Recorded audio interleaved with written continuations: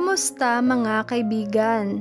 Halina at ating pakinggan ang isang kwento na magbibigay sa atin ng inspirasyon, saya at kilig. Pero kung bago ka pa lang sa aking channel, pakiclick ang subscribe button, pati na rin ang bell icon para lagi kang updated sa parating pa na upload. Huwag kang mag-alala sa nanay mo. Tinawagan ko na siya kanina. Sinabihan ko na siya na late ka nang makakauwi ngayon. Ihahatid naman kita. Ano? Kailangan mo pa bang kausapin ng nanay ko? Hindi ko na gusto ang mga ginagawa mo, Sir Tristan. Galit niyang saad. Karen, relax. Maupo ka muna. Kumain na tayo. Mahinahong sambit ni Diana. Padabog siyang umupo. Kung hindi lang dahil kay Diana ay baka nilayasan na niya ang lalaking ito. Sa kanyang galit ay hindi na siya gumamit pa ng kutsara at tinidor. Nakakamay siyang kumain. Are you okay? Pasensya ka na kay Tristan ha? Paghingi ng paumanhin ni Diana dahil sa ikinilos ni Tristan. Tristan, kumain ka na rin. Ang sarap na mga niluto nila. Pwede ka na mag-asawa, Karen. Muntik nang mabulunan si Karen dahil sa sinabi ni Diana. Tinitigan niya ito at hindi niya malaman kung magagalit ba siya o matatawa. Nag-aaral pa po ako, ma'am, at wala sa bokabularyo ko ang mag-asawa ng maaga. Bumaling ang tingin ni Diana kay Tristan, ngunit hindi ito nagsalita at inabalan na lang ang sarili sa pagkain. Pagkatapos nilang mag-dinner ay kumuha pa ng wine si Tristan para pagsaluhan nilang tatlo. Binigyan nito ng baso si Karen pero hindi nito tinanggap. Pagbigyan mo ng boss mo, Karen. Konti lang naman yan at saka hindi naman yan matapang. I'm sorry, Ma'am Diana, pero ayaw ko talagang uminom. Sir Tristan, gusto ko na pong umuwi. Pakiusap niya. Napangisi si Tristan. Bakit, Karen? May naalala ka ba kaya ayaw mong uminom? Namula ang mukha niya dahil sa tanong nito. May kailangan ba akong malaman? Nagtataka at puno ng kuryosidad na tanong ni Diana. Napahalakhak ito. Wala yun, Diana. Binibiro ko lang si Karen. Pikunin kasi yan kaya ang sarap asarin. Lumipas ang ilang minuto at tinamaan ng kalasingan si Diana kaya nagpaalam na ito para matulog. Nahirapan itong makatayo kaya inalalayan pa ito ni Tristan papuntang kwarto. Biglang nagtaka si Karen nung natagalan itong bumalik sa sala. Akmang tatayo na sana siya para umuwi nang marinig niya ang mahinang pagtawag sa kanya ni Tristan. Karen, huwag kang umalis. Kailangan kita. Kahit ngayon lang. Malumanay na sambit nito. Hindi mo ba alam na birthday ko ngayon? Hindi mo man lang ba ako babatiin? Dahan-dahang lumapit si Tristan kay Karen. Nakailang lunok ng laway si Karen at ramdam din niya ang pagbilis ng tibok ng kanyang puso. Nang hina bigla ang kanyang tuhod at hindi niya maintindihan na parang gusto niyang yakapin si Tristan.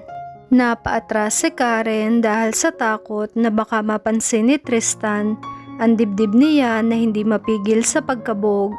Ngunit lumapat na ang kanyang likod sa dingding. Wala na siyang maaatrasan pa. Kinulong siya ni Tristan gamit ang mga braso. Tristan, ano ba? Umalis ka nga sa harapan ko. Gusto ko nang umuwi. Mahinahong pakiusap niya. Bakit ba ang sungit mo sa akin? Pwede ko bang malaman kung bakit? Nang hina ang tuhod ni Karen, tila ba natutunaw siya sa mga titig ni Tristan. Mamili ka. Papayagan mo kung halikan ka o aakit ako sa kwarto ni Diana at magsisiping kami. Nangahamon na tura nito sa kanya. Isa lang ang piliin mo, Karen. Namilog ang mga mata niya habang nakatitig kay Tristan. Sagutin mo ko. Bakit hindi ka makasagot? Ayaw mong mamili? Ibig bang sabihin niyan ay papayagan mo kung halikan kita? Hindi siya nakasagot at nanatili na lamang nakatitig kay Tristan. Muli itong nagsalita. Ano na? Magbibilang ako hanggang 3 at kapag hindi ka sumagot, hahalikan na kita. Ano bang plano mo? Pauwiin mo na ako please. pakiusap ni Karen ngunit hindi siya nito pinansin. Nanatili pa ring tahimik si Karen kaya walang pag-aalinlangang inilapat ni Tristan ang labi nito sa kanyang labi. Ilang segundo pa yung nagtagal pero agad niya rin itong itinulak nang maramdaman ang marahang paghaplos ni Tristan sa kanyang dibdib. Bakit? Hindi mo ba nagustuhan? Ayaw mo ba sa mga halik ko? Namamaos ang tinig nito. Ang akala ko hanggang 10 ang bilang mo. Bakit 3 lang? Wala sa sariling tanong ni Karen. Ginagago mo ba ako, Karen? Ang sabi ko magbibilang ako hanggang 3. Sige, ulitin ko hanggang 10. Saad nito. Tristan, gusto ko nang umuwi sa bahay. Muling pakiusap niya. Marahang ngumiti si Tristan bago lumayo. Sige, ihahatid na kita. Kukunin ko lang ang susi ko. Akman tatalikod na sana ito nang bigla itong hawakan ni Karen sa braso. Tristan, pupuntahan mo pa ba si Diana? Nahihiyang tanong niya. Yes, Karen, pero ihahatid muna kita. Pagbalik ko na lang. Hindi na nagsalita pa si Karen at kinuha na lamang ang bag niya. Huwag mo na akong ihatid. Magtataksi na lamang ako. Sayang ang oras. Umpisahan mo na. Umakyat ka na roon. Kaya kong umuwi mag-isa. Tinalikuran niya ito ngunit muli siya nitong hinila. Tama ba ang narinig ko?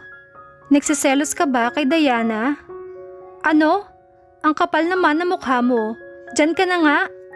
Lalabas na sana siya ng pinto nang bigla siyang hilahin ni Tristan papalapit sa kanya at marahas na inihiga sa sofa.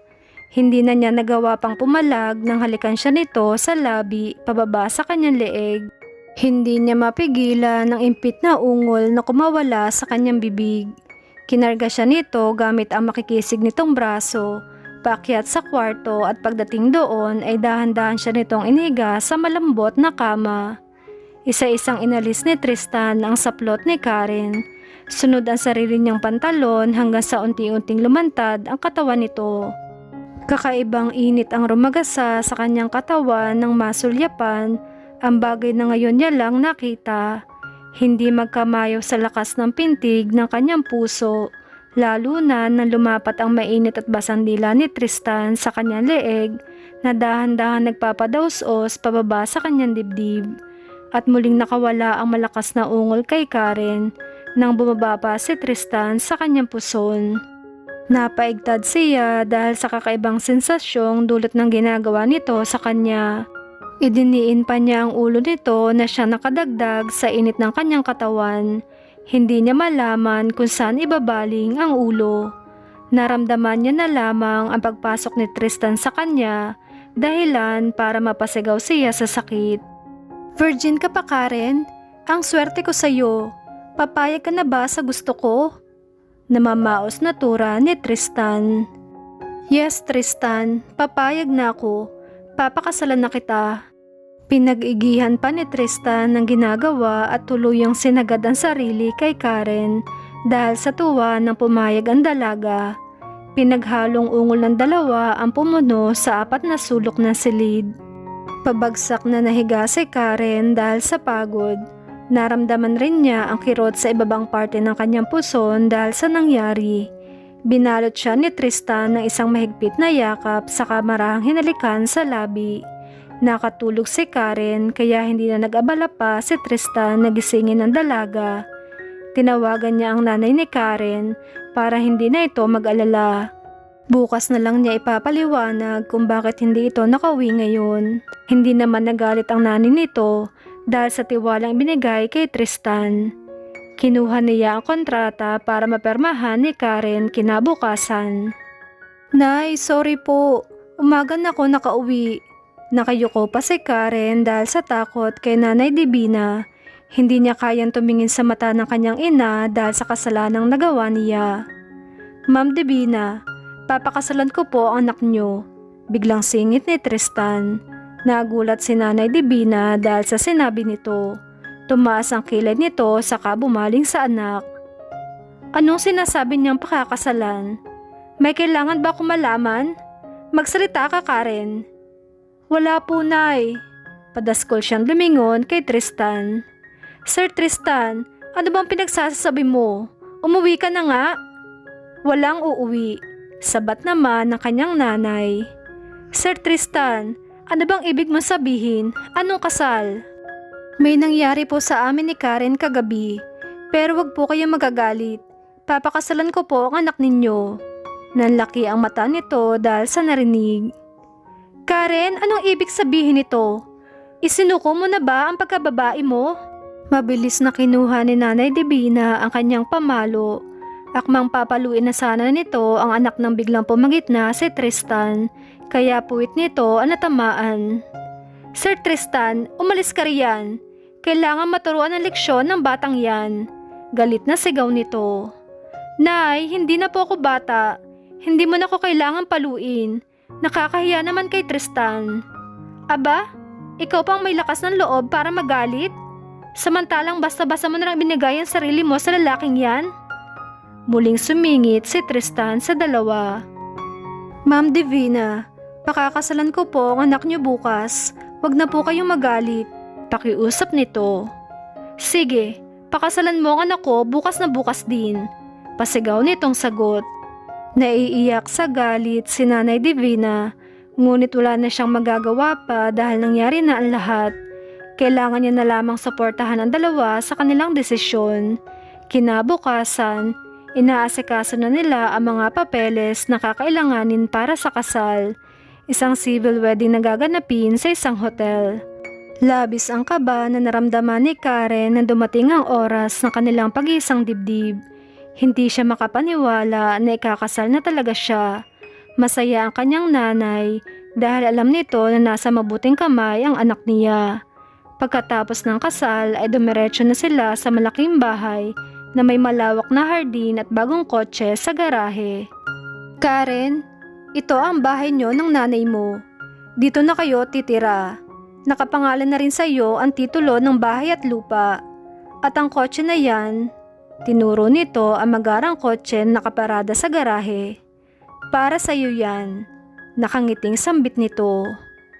May 10 million ka na sa bangko. May 2 katulong na rin, tagaluto at tagalinis. Huwag kang mag-alala dahil ako ang magpapasahod sa kanila. At kapag nanganak ka na, dadagdagan ko ng 10 milyon ng bank account mo. Pwede ka mag-aral kahit buntis ka hanggang sa matapos mo ang kursong gusto mo. Ako ang magbabayad sa lahat. Binigyan ko na rin ng negosyo ang nanay mo. Ililipat ko siya sa mas malaking pwesto. Sunod-sunod na paliwanag nito na siyang ikinagulat niya. Ang dami mo naman yatang binigay sa amin ni nanay. Sobra-sobra na ito, Tristan. Gusto ko lang alagaan ang magiging anak ko. Binasa mo ba ang kontrata? Baby lang ang kailangan ko, Karen. At pagkatapos niyan, ay pwede nating ipawalang bisa ang kasal. Huwag kang maiinlove sa akin para hindi tayo magkasakitan. Ang ibig mo sabihin, magpapanal tayo at iiwan ang baby ko sa'yo? Naguguluhan tanong ni Karen kay Tristan.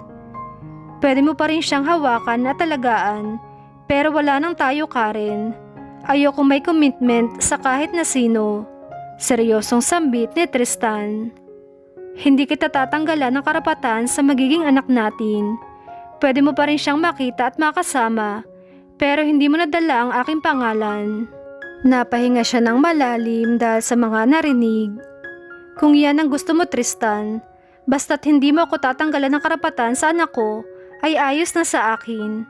Muling nagsalita si Tristan. Hindi tayo magkasama sa iisang bahay. Sa mansyon ako matutulog at dito kayo ng nanay mo. Paano kapag nalaman ni nanay ang totoo? Baka magalit siya sa atin. Huwag mong sabihin para hindi niya malaman. Ang mahalaga ay alam niyang pinakasalan kita at ligtas ka sa kahiyan. Utang na loob ko pa pala sa iyo na pinakasalan mo ko? Hindi makapaniwalang tanong ni Karen. Huwag ka nang magalit. Hindi natin kailangan mag-away. Saway nito sa kanya. Umakyat ka na sa taas at babalik na ako sa opisina. Asakasuhin mo ang pag-aaral mo. Naiwang malungkot at mag-isa si Karen dahil alam niyang kahit kailan hindi siya mamali ni Tristan. Tahimik siyang umakyat sa kwarto para magpahinga. Sobra siyang natuwa nang makita kung gaano kaganda at kalaki ang bahay na binili ni Tristan para sa kanila. Kompleto pa ang mga gamit kaya hindi na sila mamomroblema sa pang-araw-araw nilang mag-ina. Pabagsak siyang humiga sa malambot na kama. Iniisip kung tama ba ang kanyang ginagawa. "Karen, bakit ka andito?" Gulat na tanong ni Myla nang makita ang kaibigan na pumasok sa opisina. "Bakit? Bawal ba akong bumisita sa asawa ko?" Biro niya. "Kakauwi ko lang galing school. May sasabihin lang akong importante sa kanya." "Meron siyang bisita. Kakarating din lang at ang landi ng babaeng yun. Mag-ingat ka, Karen. Baka tukain ng iba ang asawa mo." Saad nito na tila ba nagbibigay ng babala. "Sige, may iwan na kita at may gagawin pa ako. Huwag kang mag-alala, kakampi mo ko." "Salamat, Myla. Bumalik ka na sa trabaho mo. Ako nang bahala." Mahinahon niyang sambit. Hindi na kumatok si Karen at basta na lamang pumasok sa loob ng opisina ni Tristan. Bakas ang gulat sa mukha ng dalawa nang makita siya. "Ang bastos mo naman, Karen. Hindi ka ba marunong kumatok bago pumasok? Nakasuot ka pa naman ng school uniform pero ganyan ka umasta." Iritadong sambit ni Diana.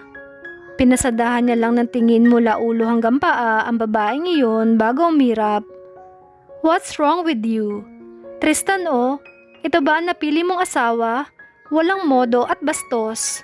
Napipikon sigaw nito, ngunit hindi man lang ito pinagtuunan ng pansin. "Karen, bakit ka pala pumunta rito? May problema ka ba sa school?" Tanong ni Tristan. "Bawal ba kitang bisitahin? Asawa kita, kaya kung gusto man kita makita, gagawin ko."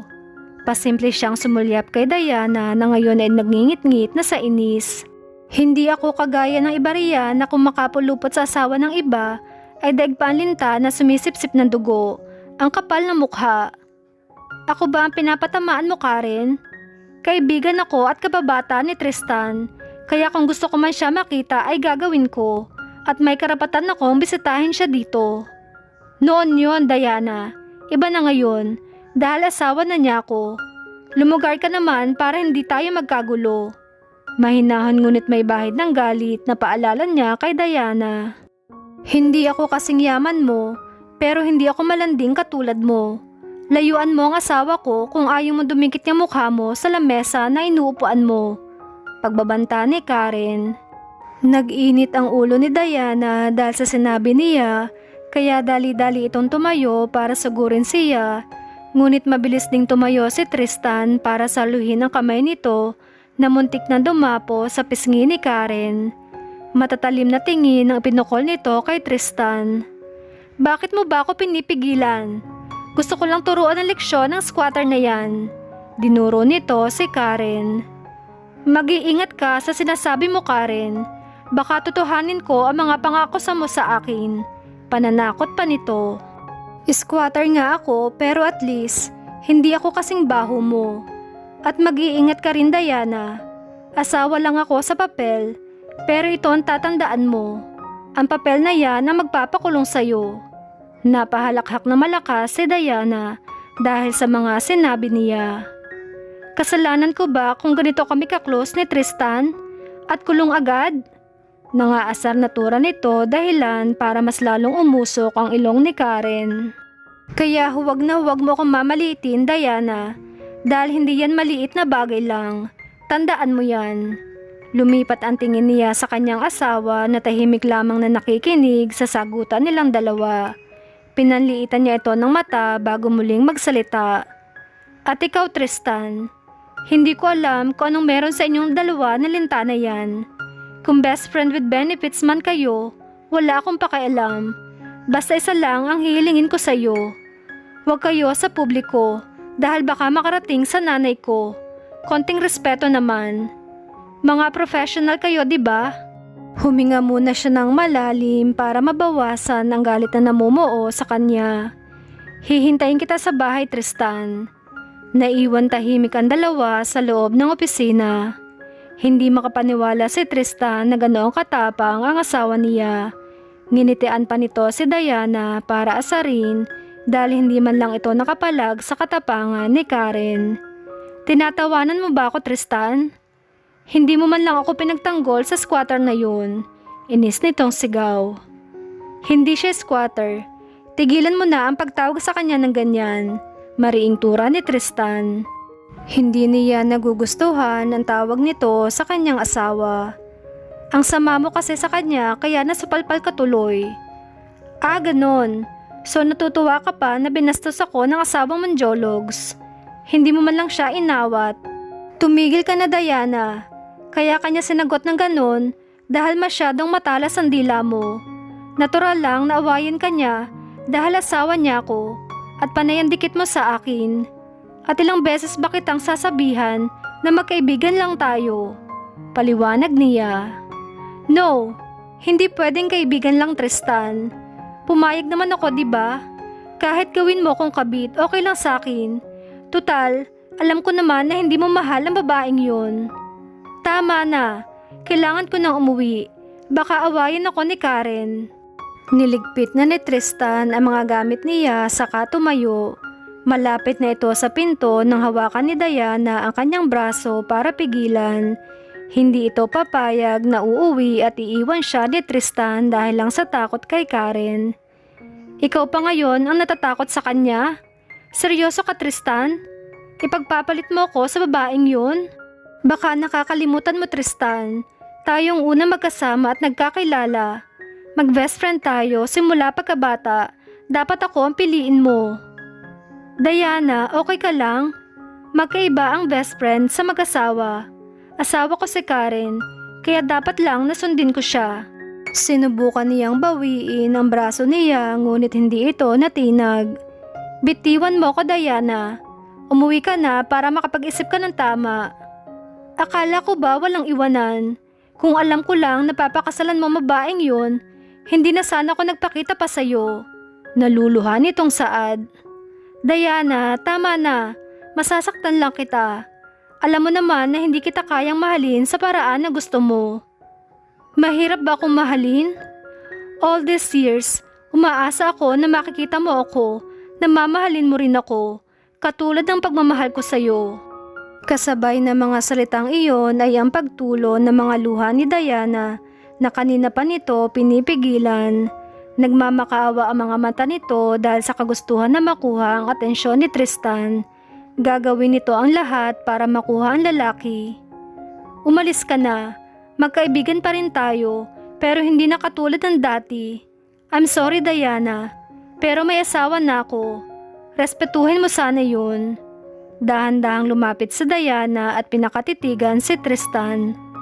May gusto siyang itanong ngunit hindi niya magawa dahil sa takot na baka totoo ang kanyang hinala. Iniisip ni Diana na ginagamit lang siya ni Tristan para makuha si Karen para pagsilosin ito. Nagtaka bigla si Tristan dahil sa paraan ng titig sa kanya ni Diana. Ano bang nangyayari sa'yo? Bakit ka nagkakaganyan? Hindi na ikaw ang dating Diana na nakilala ko. Bakit mo pinagsisiksikan ang sarili mo sa akin? May asawa na ako, Diana. Nauna nang lumabas si Tristan at iniwang luhaan ang dalaga.